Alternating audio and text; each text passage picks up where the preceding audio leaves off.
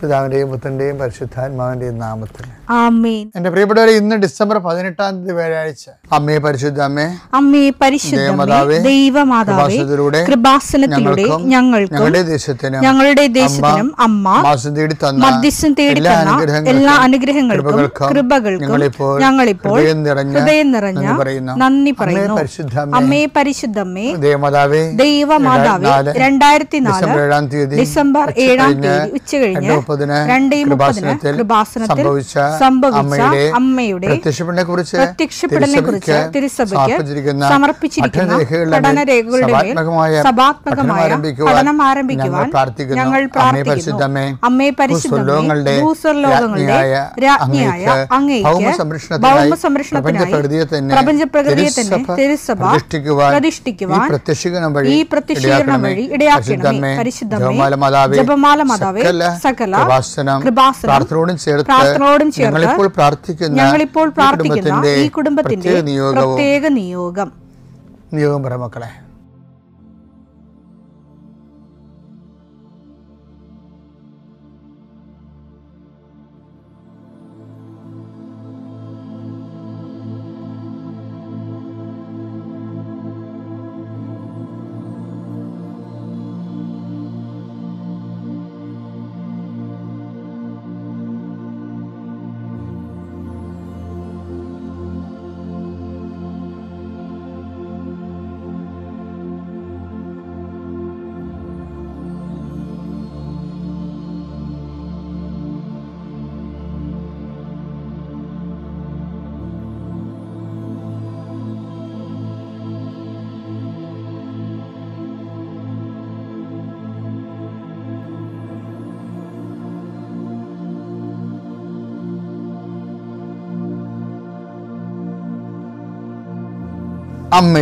അമ്മയുടെ പ്രത്യക്ഷീകരണത്തിന്റെ ഈ അനുഗ്രഹവേളയിൽ ഞങ്ങൾക്ക് സാധിച്ചു തരുവാൻ കനിയണമേ.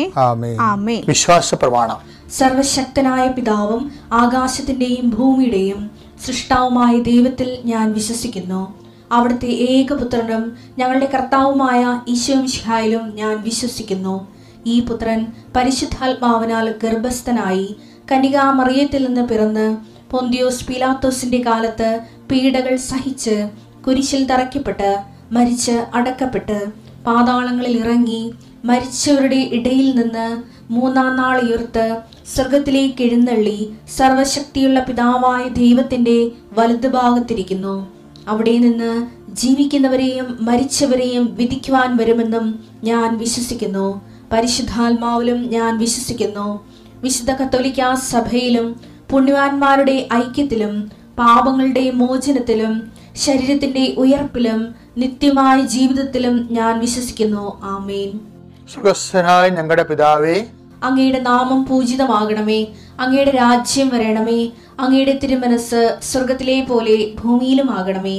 അന്നു വേണ്ടുന്ന ആഹാരം ഇന്ന് ഞങ്ങൾക്ക് തരണമേ. ഞങ്ങളോട് തെറ്റ് ചെയ്യുന്നവരോട് ഞങ്ങൾ ക്ഷമിക്കുന്നത് പോലെ ഞങ്ങളുടെ തെറ്റുകൾ ഞങ്ങളോടും ക്ഷമിക്കണമേ. ഞങ്ങളെ പ്രലോഭനത്തിൽ ഉൾപ്പെടുത്തരുതേ, തിന്മയിൽ ഞങ്ങൾ രക്ഷിക്കണമേ. ആമേൻ. നന്മ നിറഞ്ഞ മറിയമേ, സ്വസ്തി. കർത്താവ് അങ്ങയുടെ കൂടെ സ്ത്രീകളിൽ അങ്ങ് അനുഗ്രഹിക്കപ്പെട്ടവളാകുന്നു. അങ്ങയുടെ ഉദരത്തിൻ ഫലമായി ഈശോ അനുഗ്രഹിക്കപ്പെട്ടവനാകുന്നു. പരിശുദ്ധ മറിയമേ, തമ്പുരാന്റെ അമ്മേ, പാപികളായ ഞങ്ങൾക്ക് വേണ്ടി ഇപ്പോഴും ഞങ്ങളുടെ മരണസമയത്തും തമ്പുരാനോട് അപേക്ഷിക്കണമേ. ആമേൻ. കർത്താവേ, ഈ പ്രഭാതത്തിൽ അങ്ങയുടെ നാമം വിളിച്ച് അപേക്ഷിക്കുന്നു.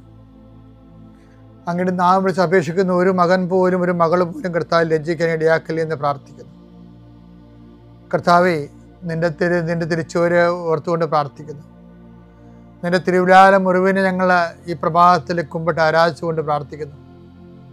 കർത്താവേ, ഞങ്ങൾക്ക് വേണ്ടി ക്രൂശിക്കപ്പെട്ടവനെ, ഞങ്ങൾക്ക് വേണ്ടി തിരുവിലാൽ മുറിവേറ്റവനെ, കർത്താവേ, ഞങ്ങൾക്ക് വേണ്ടി മുൾക്കിട ചൂടിയവനെ, കർത്താവേ, നിന്റെ നാമം വിളിച്ചപേക്ഷിക്കുന്ന ഈ ഭാരപ്പെട്ട മക്കള്, കർത്താവേ, ഇന്ന് ഏറ്റെടുക്കേണ്ട ഉത്തരവാദിത്തങ്ങൾ, അധ്വാനിക്കുന്നതിനും ഭാരം വഹിക്കുന്നതിൻ്റെയൊക്കെ വരിക ഞങ്ങളെ ആശ്വസിപ്പിക്കാൻ നടത്തിയ കർത്താവേ, നിൻ്റെ ആശ്വാസം അക്ഷരാർത്ഥത്തിൽ ഈ പ്രാർത്ഥന കൊണ്ട് ഞങ്ങളുടെ മക്കളെ അനുഭവിക്കാൻ ഇടയാക്കണം പ്രാർത്ഥിക്കുന്നു.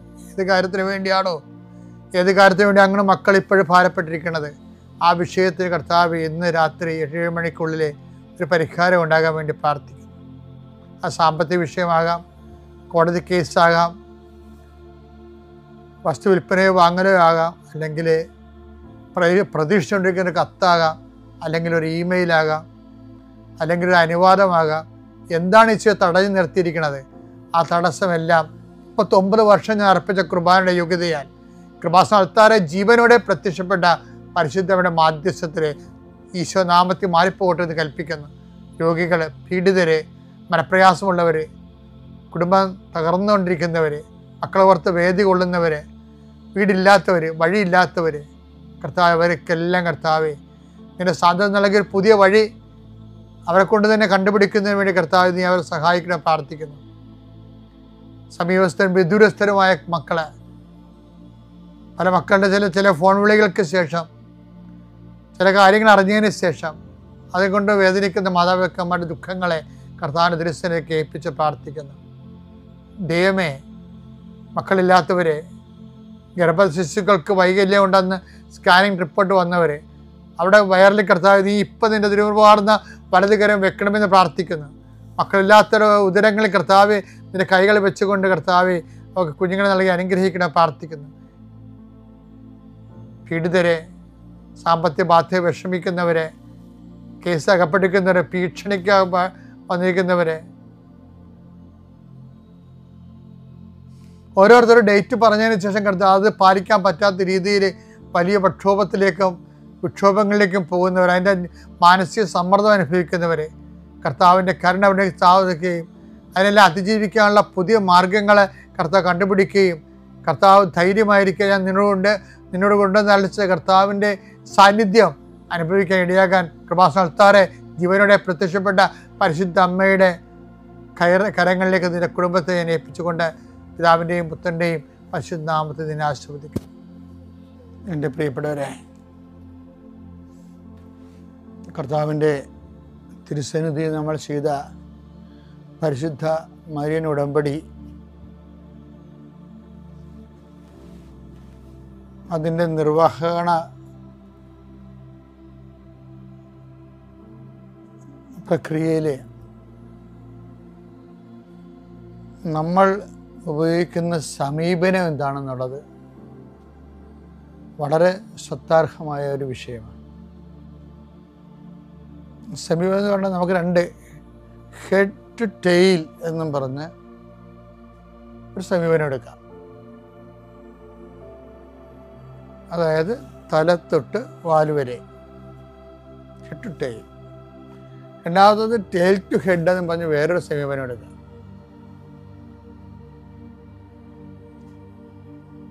വാല് തൊട്ട് അല്ലെങ്കിൽ വയറ് തൊട്ട് തല വരെ.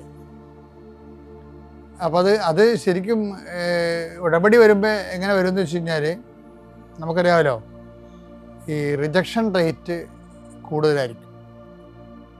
ഈ ബെല്ലി ടു ഹെഡിലേക്ക് വന്നാൽ റിജക്ഷൻ റേറ്റ് കൂടുതലായിരിക്കും. അതിനകത്ത് നമ്മൾ ഹെഡ് ടു ടെയിൽ എന്ന് പറയുമ്പോൾ വാ തൊട്ട് വാല് വരെ വരുമ്പോൾ അത് നമുക്കറിയാം ഭക്ഷണം സഞ്ചരിക്കണ വഴിയാണ്. ഭക്ഷണം സഞ്ചരിക്കണത്, നമ്മൾ കഴിക്കണത്, ആഹാരം കഴിക്കണത് ബോഡി അക്സെപ്റ്റ് ചെയ്യലേ വരണേ. അത് തലേന്ന് താഴേക്കാണ് പോരണത്, അക്സെപ്റ്റ് ചെയ്യുന്നത്. ഇനി റിജക്റ്റ് ചെയ്യണത് എന്താണ്? വയറിൽ നിന്ന് വായിലോട്ട് വരും, ഛർദിൽ ഒക്കെ റിജക്ഷനാണ്. ആഹാരം റിജക്റ്റ് ചെയ്യണത് വായിലൂടെയും വയറിൽ നിന്ന് വായിലൂടെയും, ആഹാരം കഴിക്കുന്നത് വായിൽ നിന്ന് വയറിലേക്കുമാണ്. ഇത് തന്നെയാണ് അപ്രോച്ചിൻ്റെ ഒരു പ്രശ്നമുണ്ട്. റിജക്ഷൻ, ഛർദി എന്ന് പറഞ്ഞാൽ റിജക്ഷൻ അല്ല, ആഹാരം റിജക്റ്റ് ചെയ്യല്ലേ. ഇതുപോലെയാണ് നമ്മുടെ ഉടമ്പടിയിലും ഒരു സമീപനം വെച്ചാൽ, ദൈവത്തിന് തല എന്ന് പറഞ്ഞാൽ ദൈവം. അപ്പോൾ ദൈവത്തിന് പ്രാധാന്യം കൊടുത്ത് വേണം നമ്മൾ നമ്മുടെ ആവശ്യങ്ങളെക്കാൾ ഉപരി ദൈവത്തിന് പ്രാധാന്യം കൊടുത്ത് വേണം നമ്മൾ ഉടമ്പടി. കാര്യം ഉടമ്പടിയിലുള്ള എന്താണ്? അവൻ പറയുന്നത് പോലെ ചെയ്തു കൊള്ളാമെന്നല്ലേ. അപ്പം ചെയ്തു കൊള്ളാമെന്നുള്ളത് ചെയ്യണത് ആരാണ്? നമ്മളാണ്. പക്ഷെ ആദ്യം പറയുന്നത് എന്താണ്? അവനാണ് ആദ്യം. അപ്പം പ്രയോറിറ്റി ദൈവത്തിനാണ്. അവൻ പറയുന്ന പോലെ ചെയ്തു കൊള്ളാം. അപ്പം ചെയ്യണം നമ്മൾ. പ്രയോറിറ്റി ദൈവത്തിനാണ്. അപ്പം അതുകൊണ്ടാണ് ഈശോ പറഞ്ഞത് ആദ്യം നിങ്ങൾ, മത്തായി 6:33, നിങ്ങൾ ആദ്യം അവിടുത്തെ രാജ്യം, അതാണ് ഹെഡ്, അവിടുത്തെ നീതിയും അന്വേഷിക്കുക, അതോടൊപ്പം മറ്റുള്ളവയെല്ലാം നിങ്ങൾക്ക് ലഭിക്കും. അപ്പൊ അത് അക്സെപ്റ്റ് ചെയ്യുകയാണ്. ഇനി ഇത് റിജക്റ്റ് ചെയ്യണമെന്ന് വെച്ച് കഴിഞ്ഞാൽ ആദ്യം ആൾക്കാരെ അടയാളങ്ങൾ അന്വേഷിക്കും, അപ്പം റിജക്ഷൻ വരും. കർത്താവ് പറഞ്ഞില്ലേ, നിങ്ങളെ അടയാളങ്ങളെ കണ്ടത് കൊണ്ടാണ് എനിക്ക് മറ്റു സ്ഥലങ്ങളിലെയും പ്രസംഗിക്കേണ്ടിയിരിക്കുന്നതെന്ന് പറഞ്ഞുകൊണ്ട് കർത്താവിൻ്റെ അപ്പം വർദ്ധിപ്പിച്ച ദിവസം രാത്രി പകല് ആൾക്കാർ വന്നപ്പോൾ ആൾക്കാരെ റിജക്റ്റ് ചെയ്യണില്ലേ? യോഹന്നാൻ 6:26 സത്യം സത്യമായി ഞാൻ നിങ്ങളോട് പറയുന്നു, അടയാളങ്ങൾ കണ്ടതുകൊണ്ടല്ല അപ്പം ഭക്ഷിച്ച് തൃപ്തരായതുകൊണ്ടാണ് നിങ്ങൾ എന്നെ അന്വേഷിക്കുന്നത്. അപ്പോൾ എന്നിട്ട് നമുക്ക് മറ്റു സ്ഥലങ്ങളിലേക്ക് പോകാമെന്ന് പറയും. അവിടെയും എനിക്ക് പ്രസംഗിക്കേണ്ടിയിരിക്കുന്നു.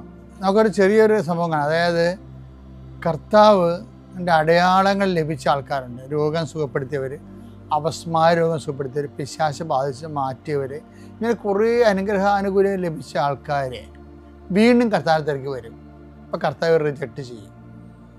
അപ്പോൾ അതറിയണമെങ്കിൽ നമുക്ക് മർക്കോസിൻ്റെ 1:32, 33, 34 വായിക്കണം. അന്ന് വൈകുന്നേരം സൂര്യാസ്തമയമായപ്പോൾ രോഗികളും പിശാച് ബാധിതരുമായ എല്ലാവരെയും അവർ അവന്റെ അടുത്ത് കൊണ്ടുവന്നു. നഗരവാസികളെല്ലാം വാതിൽക്കൽ സമ്മേളിച്ചു.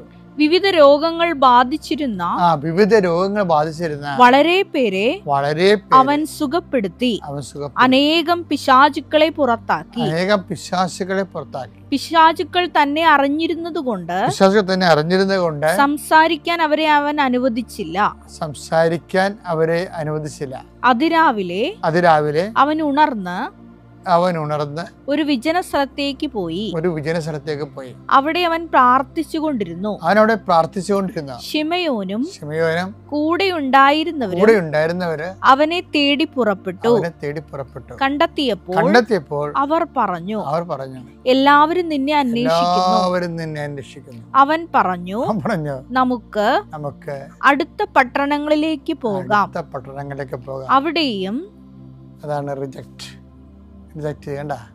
ഇപ്പം തലേ ദിവസം രാത്രി സംഭവിച്ച രോഗസൗഖ്യങ്ങളൊക്കെ അറിഞ്ഞുകൊണ്ട് ജനങ്ങൾ വീണ്ടും പിന്നെയും രോഗസൗഖ്യത്തിനാണ് വരുന്നത് കർത്താവിൻ്റെ അടുത്ത്. അതായത് ഇതാണ് ഞാൻ പറഞ്ഞത്. അതായത് ഹെഡ് ടു ടെയിൽ എന്ന് ഞാൻ പറഞ്ഞില്ലേ, ദൈവത്തിൽ നിന്ന് വിഷയങ്ങളിലേക്ക് വരാം നമുക്ക്. പക്ഷേ വിഷയങ്ങളും ദൈവത്തിലേക്ക് പോകാൻ പാടായിരിക്കും. ആൾക്കാർക്ക് ചിലപ്പോൾ വിഷയങ്ങളൊക്കെ ദൈവത്തിൽ പോകത്തില്ല. ആൾക്കാർ രോഗശാന്തി കഴിഞ്ഞ രാത്രി രോഗശാന്തി കിട്ടിയ ആൾക്കാർക്ക് വീട്ടിൽ പോയി കിടന്ന് ഇറങ്ങുകയാണ്. ദേ ഡസൻ വാണ്ട് ഗോഡ്. ദൈവത്തിന് അവർക്ക് ആവശ്യമില്ല.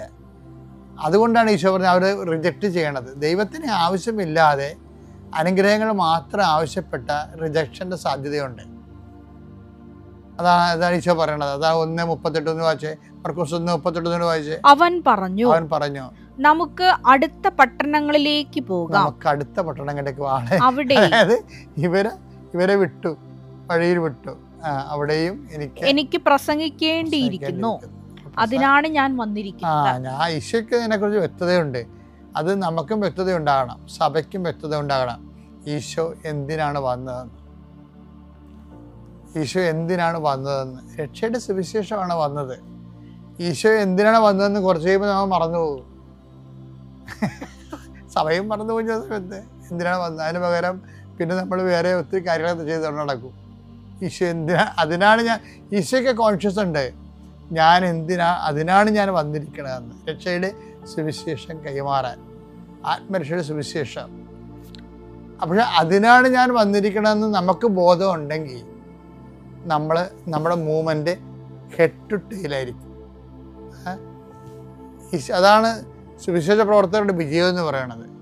അവരെ എല്ലാ കാര്യങ്ങളും ദൈവത്തിന് 1ാം സ്ഥാനം കൊടുത്തിട്ടാണ് വിഷയങ്ങൾക്കെല്ലാം 2ാം സ്ഥാനം കൊടുക്കുന്നത്. ഉടമ്പടി ഒരു ഹെഡ് ടു ടെയിൽ മൂവ്മെൻ്റ് ആണ് നമുക്ക് അഭികാമ്യമായിട്ടുള്ളത്.